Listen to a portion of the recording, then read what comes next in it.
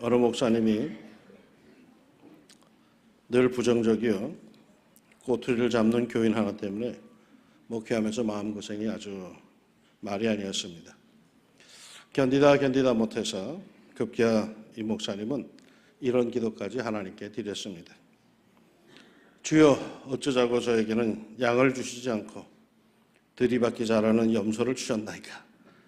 좋은 이 마귀 하나 때문에 목회를 못하겠나이다.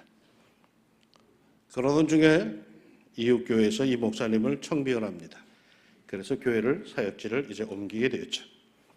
목사님은 그 마귀 하나 때문에 고생하다가 이제 옮기가 되어서 얼마나 신이 났는지 속으로 마귀야 안녕 하고는 교회를 옮겨갔습니다. 그런데 옮겨간 그 교회에서는 무엇이 이 목사님을 기다렸는가? 7 마귀가 기다리고 있었던 거예요.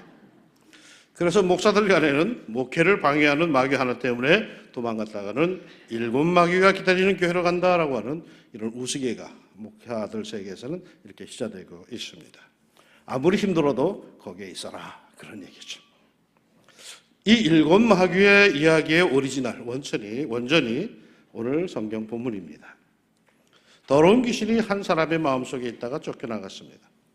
다른 곳을 배회하였지만은 도무지 편안한 곳이 없었습니다. 더럽고 폐역한 귀신은 더럽고 폐역한 인간의 마음이 제일 편안했던 거죠. 그래서 이 귀신은 쫓겨나기는 하였지만 그래도 옛집이 그리워서 전에 그 사람을 찾아갔습니다. 그랬더니 이미 그 사람의 마음은 깨끗이 청소가 되었고 수리까지 되어 있었습니다. 더러운 자신이 있기에는 부담스러운 선뜻 그 깨끗한 곳에 들어갈 수가 없었습니다. 그래서 이 귀신이 다시 가서 자기보다 더 더러운 귀신 7을 데리고 와서 그 사람의 마음속에 들어가 살았습니다. 그 결과 그 사람의 형편은 전보다 더 추하고 더 어려워졌다는 예수님의 이야기입니다. 오늘 우리가 이 이야기에서 오해하지 말아야 할 것은 실제로 이런 더러운 귀신이 횡행한다는 의미는 절대로 아닙니다. 요즘 사회에서 영화나 소설 속에서 나오는 그런 죽은 이의 영혼, 귀신을 말하는 게 아닙니다. 성경에 나오는 귀신은 우리 사회에서 말하는 그런 죽은 자의 영혼, 한을 품은 자들의 영혼이 아닙니다. 귀신은 죽은 자의 영혼이 아니라 마귀의 졸개를 말합니다. 악한 영의 세계에서 가장 밑바닥에 있는 졸개를 말합니다. 그건 사단의 세계를 말하고 있는 것이죠. 오늘 설교에서 귀신 한다고 해서 여러분 귀신 신드롬에 걸리지 마십시오. 오늘 말씀에서 예수님은 인간에게 때로 이 3가지 유형의 때가 있다는 것을 말씀하십니다. 귀신이 지배하는 때가 있고 그 귀신이 나간 때가 있습니다. 그리고 더 악한 상태로 빠져 7 귀신이 들어간 상태가 있다라고 하는 것입니다. 귀신이 지배하는 때는 어떤 때일까요? 귀신이 지배하는 인생이란 어떤 인생일까요? 귀신이 지배한다 하니까 대뜸 우리들은 어떤 무시무시한 모습, 어떤 괴악한 그런 모습을 얼른 떠올립니다. 그러나 아닙니다. 귀신의 지배를 받는 삶이라는 예수님 말씀에 의하면은 그냥 세속적인 삶을 살아가는 것입니다. 꼭 미치거나 이상한 짓을 하거나 무시무시한 모습을 하는 것이 아닙니다. 자기 욕구대로, 자기 충동대로, 자기 하고픈 대로, 그냥 세월가는 대로 그냥 그렇게 사는 삶입니다. 자기 하고픈 대로 사는 것 같지만 실상 이 세상의 임금, 사탄의 지배하에 사는 것입니다. 왜? 누구나 다 죄성이 있기 때문에 그러합니다. 인간은 누구나 자기 하고픈 대로 내버려두면 결국 사탄의 역사를 이루고 맙니다. 이 세상의 모든 것은요, 아름답게 주어진 것들입니다. 그런데 그것을 쓰는 인간들이 더럽고 추하게 만듭니다. 우리 한반도에 가장 불씨를 일으키고 있는 핵에너지, 엄청난 에너지로 선하게 쓸 때 인간의 삶에는 아주 큰 도움이 됩니다. 그러나 이것이 결국 엄청난 살상의 무기가 될 수도 있는 겁니다. 핵에너지는 남과 북에 다 있습니다. 북한에만 있는 게 아닙니다. 남쪽에도 있습니다. 그러나 북한에서는 그 악한 사람들이 그것을 파괴하는 무기로 개발해낸 것이고 남쪽에서는 그것을 원자로로 해서 전기를 만들어내는 것뿐입니다. 로켓 엔진, 우주선 개발에 큰 도움이 되죠. 그러나 이것은 장거리 미사일의 무서운 살상 무기가 될 수 있습니다. 인간이 개발한 것 중에 그 본래 의도대로 선하게 남아있는 것이 별로 없습니다. 모두 추한 인간의 죄성으로 악용이 되었습니다. 아담 이후로 인간에게 있는 이 죄성, 이 해결되지 않는 이 죄성은 무엇이든지 결국은 우리를 사탄의 역사로 이끌어 갑니다. 우리에게 있는 이 죄성, 성경이 말하는 원죄는 사탄의 안테나입니다. 사탄의 나라로 직접 연결되고 자신이 의식하든 못하든 결국 사탄의 지시를 따라갑니다. 그러기에 순수함을 내걸었어도 그것은 결국 우리 안에 역사하는 사탄의 하수인 귀신에 이끌려가는 그런 추한 결과로 내몰려 갑니다. 이게 귀신에게 사로잡혀 있는 인간의 모습입니다. 겉으로는 점잖지만은 속에는 자기도 모르는 위장된 사탄의 하수인 귀신 하나가 더 버티고 있어서 모든 것을 사단의 의도대로 역사대로 끌어가는 것, 내 하고픈 대로 한다고 하지만 결국은 사탄의 왕국을 도와주는 것, 내 의지대로 한다고 하지만 추한 세상에 돌 하나 더 얹어주는 꼴이 됩니다. 그런데 말이죠, 귀신이 나간 상태가 있습니다. 귀신이 나갔다라는 것은 스스로 나간 것이 아닙니다. 쫓겨간 겁니다. 자기보다 강한 무엇 때문에 쫓겨간 것입니다. 예수님의 말씀의 의도로 본다면 이 귀신을 쫓아내는 것은 이대로는 안 된다라고 하는 인간의 어떤 강한 자의식입니다. 정신 차리자라고 하는 인간의 의식입니다. 어쩌면 인간의 약함을 인정하고 회개하는 그런 삶입니다. 이런 식으로 살면 안 돼라고 하는 결단하는 용기입니다. 즉 인간은 바른 의식을 회복할 때 더러운 죄상의 귀신은 나갑니다. 인간이 도덕성을 회복하고 정의와 진실을 추구하는 바른 자세를 가질 때 여러분 귀신은 존재하지 못합니다. 이른바 내면의 세계가 깨끗이 청소가 된 것이죠. 그러게 수양을 하고 그러게 돌을 닦지 않습니까? 자기의 내면의 세계를 명경지수와 같이 아주 그렇게 맑게 마음을 닦지 않습니까? 그런데 7 귀신이 컴백할 때가 있어요. 돌아올 때가 있어요. 의식은 멀쩡하고 나름대로 도덕감도 있고 정의감도 있는데 갈수록 교묘하게 자기 모순에 빠져듭니다. 처음에는 좋은 의도로 시작을 하였는데 그렇게 잘못된 것이 눈에 띄지도 않았는데 시간이 흐르면 흐를수록 묘한 그 무엇이 감지가 됩니다. 내 마음 안에 조성된 명경지수는 아예 얼어붙은 고집불통이 됩니다. 자기 외에는 다 틀렸습니다. 지식과 이성의 교만, 도덕과 수양의 오만함이 그 인간성을 파괴합니다.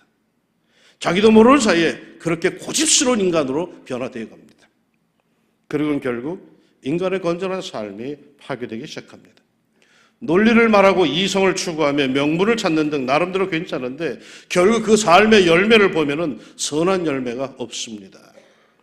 결국은 더 심한 사탄의 하수인 노릇밖에 하는 것이 없습니다.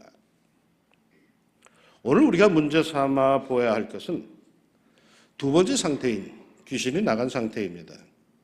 7 귀신이 들어온 후에는 7이라고 하는 숫자가 말해주듯이 완전하게 사탄의 수하에 들어간 상태이니까 그건 상상하기도 싫고 다만 아직 가능성이 남아있는 귀신이 나간 상태에 우리가 초점을 맞추어 봅니다. 예수님께서 오늘 말씀하시는 이 상태는 어떤 상태일까요? 이 말씀을 하시는 의도를 우리가 알아야 합니다. 예수님은 누구에게 이 말씀을 하고 계시는지를 우리가 주목해야 합니다. 예수님은 지금 서기관과 바리새인들을 향하여서 이렇게 말씀하고 계시는 중입니다. 그러니까 귀신이 나간 상태, 어쩌면 7 귀신이 들어오기 직전의 상태는 바리새인의 상태라고 하는 것입니다. 바리새인이 어땠게요? 바리새인은 하나님을 열심히 찾습니다. 그들은 입만 열면 공의를 말하고 인간의 죄를 논하고 율법을 찾습니다. 그들의 삶은 한마디로 완벽한 종교성이요 도덕성입니다. 가히 민중의 지도자라고 할 만합니다. 그러나 실상 그들은 진리에 순종하지를 않습니다. 진리를 말하면서도 자신들은 진리에 순종하지 않습니다. 자기가 갖고 있는 진리만이 최고라고 생각을 합니다. 남의 진리는 거들떠보지도 않습니다. 그리고 늘 무슨 구실과 논리만을 찾습니다. 회개할 줄을 모릅니다. 늘 자신들이 하나님 앞에서 잘한 것만 찾지 자기가 죄인임을 깨닫지를 못합니다. 자기는 남들과 비교하여서 언제나 괜찮은 삶을 산다고 생각합니다. 그만하면은 그런대로 괜찮은 인생이라고 스스로 자부심을 갖습니다. 그래서 하나님 앞에 진정 무릎을 꿇지를 못합니다. 예수님께서 어느 정도로 이 바리새인들의 상태를 지적하셨는가 하면은 마지막에 니느웨의 사람들이 일어나서 이들을 고발할 것임을 말씀하십니다. 니느웨의 사람들이라고 하는 것은 악한 사람들을 얘기합니다. 지금으로 말하면 아마 시리아 그쪽 사람들일 겁니다. 이 사람들이 그 당시에 얼마나 악한 사람이었는지 모든 나라를 다 멸망시킨 아주 힘센 그런 사람들이었습니다. 비참하게 무참히 이웃들을 쳐들어가서 죽인 사람들입니다. 니느웨의 사람 하면 악의 대명사입니다. 그런데 이 악한 니느웨의 사람들이 억지로 와서 전도하는 선지자 요나의 그 퉁명스러운 말을 듣고도 즉각 회개하여서 구원을 얻은 사람들입니다. 그런데 바리새인들은 하나님의 아들 예수님이 와서 외치는데도 들으려 하지도 않고 회개하지도 않습니다. 또 마지막 때 남방여왕이 일어나서 고발할 것이다 라고 합니다. 남방여왕이라 하는 것은 지금으로 말하면 북아프리카의 에티오피아를 얘기합니다. 에티오피아의 그 여왕은 솔로몬 때의 지혜를 구하기 위해서 그 먼 길을 달려왔던 여인입니다.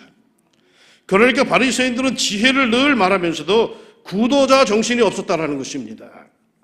늘 자기에게 있는 것만을 고집부리고 그것만을 주장하며 살았다는 것입니다. 남의 말을 들을 줄 모르고 자기만 옳다고 여기면서 그렇게 산다는 것입니다. 회개도 하지 않고 남의 말을 들으려고 하지도 않고 오로지 전통과 명분과 교리 이런 것만 따지고 삽니다. 44절에 보면은 이에 이르되 내가 나온 내 집으로 돌아가리라 하고 와보니 그 집이 비고 청소되고 수리되었거늘 합니다. 그 집이 청소되고 수리되었다고 합니다. 자신의 의지로 단호한 결심으로 마음을 깨끗이 하면서 귀신을 쫓아내면서 자신의 마음을 청소를 하고 수리를 하였습니다. 그런데 여기서 말이죠. 수리되었다라고 하는 것은 이 단어가 본래 의미가 장식했다, 장식되었다라는 뜻을 말합니다. 그러니까 자기 마음 모질게 한번 마음을 먹고 내가 이렇게 살면 안 되지 하고 다 끌어버리고 나서 그 다음에 이 빈 마음 속에 장식을 하기 시작합니다. 여기서 조금 저기서 조금 좋다라고 하는 건 다 갖다가 장식을 합니다. 각종 세미나를 찾아다니고 각종 강연회를 찾아다니면서 그저 좋은 인생이란 담론들을 갖다가 자기 마음 안에 채웁니다. 불경이든 뭐 이슬람이든 뭐 유교든 뭐든 간에 좋다 하는 것들은 다 듣고 와서 자기 마음 안에 채웁니다. 장식을 합니다. 자기는 대단한 지성인처럼 장식을 합니다. 세상에서 자기 귀에 들어오는 좋다는 사상, 의식, 가르침을 다 갖다가 자기의 내면을 채웠습니다. 인생의 멘토를 여기저기 두면서 내면을 장식을 하였습니다.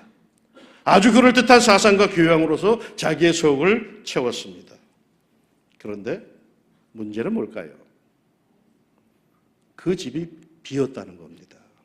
예수님께서 비었다라고 합니다. 빈집에 누군들 못 들어가겠습니까? 이 빈집에 주인이 있어야 합니다. 아름답게 치장되었고 깨끗이 청소되었고 이것저것 다 장식하였는데 정작 중요한 것은 주인이 없어요. 그러기에 뭔가가 허전해. 배우기는 평생 열심히 배우며 쫓아다니 배웠는데 채우기는 열심히 다 채워놨는데 아무래도 사는 게 이게 아닌 것 같아요. 뭔가 뻥 뚫린 그런 마음의 구멍이 있어요. 주인이 없어요. 누구를 주인으로 할 것입니까? 7 귀신이 찾아왔을 때 그들이 엄두도 못 낼 그런 강한 주인이 우리에게 있어야 하지 않겠습니까? 인류의 정신을 파괴하고 윤리와 도덕을 성도르체 무너뜨릴 그런 무시무시한 사단의 세력이 온 세상을 뒤덮고 침노할 때에 끄떡하지도 않을 그런 주인이 있어야 하지 않겠습니까? 좌에서 위에서 사람들이 폭폭 쓰러져 나갈 때에 너는 걱정하지 마라, 염려하지 마라, 너는 나를 믿어라 하는 그런 내 인생에 주인이 있어야 하지 않겠습니까? 28절 29절을 보면 예수님께서는 이런 말씀을 하셨습니다. 그러나 내가 하나님의 성령을 힘입어 귀신을 쫓아내는 것이면 하나님의 나라가 이미 너희에게 임하였느니라. 사람이 먼저 강한 자를 결박하지 않고서야 어떻게 그 강한 자의 집에 들어가 그 세간을 강탈하겠느냐. 결박한 후에야 그 집을 강탈하리라. 세상에 그 어떠한 자라도 결박할 수 있는 권세 있는 이가 내 삶의 주인이 되어야 하지 않겠습니까? 그가 누구입니까? 빌립보서 2장 9절 이하입니다. 이러므로 하나님이 그를 지극히 높여 모든 이름 위에 뛰어난 이름을 주사 하늘에 있는 자들과 땅에 있는 자들과 땅 아래에 있는 자들로 모든 무릎을 예수의 이름에 꿇게 하시고 모든 입으로 예수 그리스도를 주라 시인하여 하나님 아버지께 영광을 돌리게 하셨느니라. 예수 그리스도, 육신의 세계뿐만 아니라 하늘과 지하의 영적 권세자들도 무릎을 꿇을 주인 예수 그리스도, 예수 그리스도가 내 마음의 주인, 내 삶의 주인이 될 때 그 어떠한 악한 세력도 내 삶을 침노하지 못합니다. 요한일서 5장 18절에 하나님께로부터 난 자는 다 범죄하지 아니하는 줄을 우리가 아노니 하나님께로부터 나신 자가 그를 지키심에 악한 자가 그를 만지지도 못하느니라. 예수님이 우리를 지키심에 악한 자가 우리를 만지지도 못한다. 성경은 그렇게 증언합니다. 사랑하는 여러분, 정말 예수 그리스도 이분이 내 생활의 절대권 명령을 갖고 있으며 나는 이분의 말씀에 절대 순종하며 삽니까? 그렇지 않다면 여러분의 삶은 주인 없는 빈집입니다. 아이들 말로 키퍼 없는 꼴대입니다. 대문이 활짝 열려있는 인생입니다. 예수님의 절대 보호를 받고 싶으면 예수님이 자신의 삶의 주인임을 보이십시오. 예수님께 절대 순종하십시오. 인간의 마음엔 결정적인 영향을 미치는 주인이 있습니다. 돈이 주인인 사람은 돈이 명령합니다. 좌로 가라, 우로 가라, 돈이 명령합니다. 명예가 주인인 사람은 명예가 하라는 대로 행합니다. 음탕한 생각이 주인인 사람은 늘 음탕한 눈으로 모든 것을 바라봅니다. 우리의 삶에는 우리의 삶을 통제하는 그런 주인이 있습니다. 나는 그래도 교회를 나오고 성경을 읽고 기도를 한다고요? 그래요. 그건 어느 정도 수리된 모습입니다. 그러나 그렇다고 예수님이 주인인 것은 아닙니다. 예수를 말하면서도 그 예수를 자기의 삶의 주인으로 모시지 못한 늘 자기 삶의 문 밖에 세워두는 그런 사람들이 있습니다. 교회 나와 예배를 드린다고 하면서도 여전히 그런 사람들, 예수님의 외지에 있는 사람들이 있습니다. 예수는 오직 장식품, 자기의 경건성을 보이기 위한 것일 뿐 정말 자기의 삶 속에 예수님이 명령을 내릴 수 있는 그런 인생이 되어야 되지 않겠습니까? 자기 감정이 자기를 통제하고 자기 이성과 자기의 지식과 자기의 논리가 자기를 지휘하는 그런 인생, 예수님의 주인이 될 수가 없겠죠. 예수 그리스도, 이분을 정말 주인으로 모십시다. 그리스도 내 마음의 주인이십니다. 나는 예수를 믿는 사람입니다. 라는 고백은 내 삶의 중심에 예수님이 계십니다. 라는 고백입니다. 물론 한때 살다가 감정이 격하여서 뒤집어질 수도 있습니다. 그러나 결국은 주인이신 그리스도의 지시에 따를 겁니다. 살다가 욱해가지고 싫어요! 라고 할 수도 있지만 그러나 돌아서면서 이게 아닌데 하고 다시 울면서 되돌아설 수 있습니다. 때로는 지식이 나를 미치게 만들 수도 있습니다. 그러나 결국 지식보다는 내 시면의 주인이신 그리스도의 감동을 나는 쫓을 것입니다. 왜? 그분은 나의 주인이시기에. 내 삶을 평강의 평강으로 인도하시는 주인이시기에. 나를 나보다 더 사랑하시는 나를 만드신 창조주시기에. 내 인생 위에 굴림해서 나를 파멸시키는 그런 주인이 아니라 나를 위해 기꺼이 십자가 위에서 희생하시는 그런 주인이시기에. 내 삶을 풍성케 하기 위해서 이 땅에 오신 사랑의 하나님이시기에 예수님을 자신의 삶의 주인으로 초청하십시오. 예수 믿으러 교회 나오신 여러분, 초신자 여러분, 초청하십시오. 예수님, 제 삶 속에 들어오십시오. 제가 마음문을 엽니다. 잘 모르지만 예수님, 내 삶 속에 들어오십시오. 내 삶을 주장하여 주십시오. 초청하십시오. 요한계시록 3장 20절은 이렇게 우리에게 증언해 줍니다. 볼지어다 내가 문 밖에 서서 두드리노니 누구든지 내 음성을 듣고 문을 열면 내가 그에게로 들어가 그와 더불어 먹고 그는 나와 더불어 먹으리라. 예수님은 준비되어 있습니다. 그 예수님을 청하여 자신의 삶 속에 자기의 마음의 주인으로 모십시오. 평강이 찾아들 것입니다. 주 내 마음의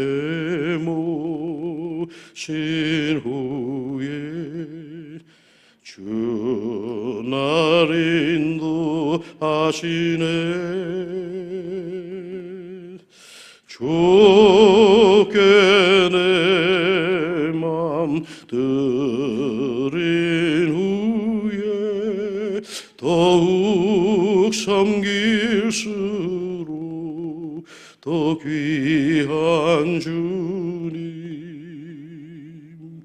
더욱 섬길수록 더 귀한 주님, 더욱 사랑할수록 주 날 사랑해.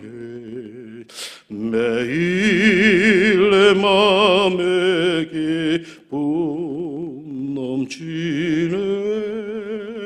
더욱 섬길수록 더 귀한 주님.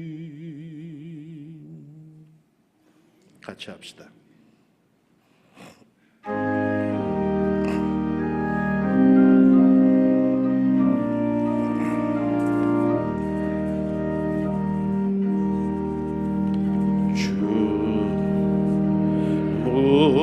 오신 후에 주 날 인도하시네. 주께 내 맘 드린 후에 더욱 섬길수록 더 귀한 주님, 더욱 섬길수록 더 귀한 주님, 더욱 사랑할수록 주 날 사랑해. 매일 내 맘에 기쁨 넘치네. 더욱 섬길수록 더 귀한 주님.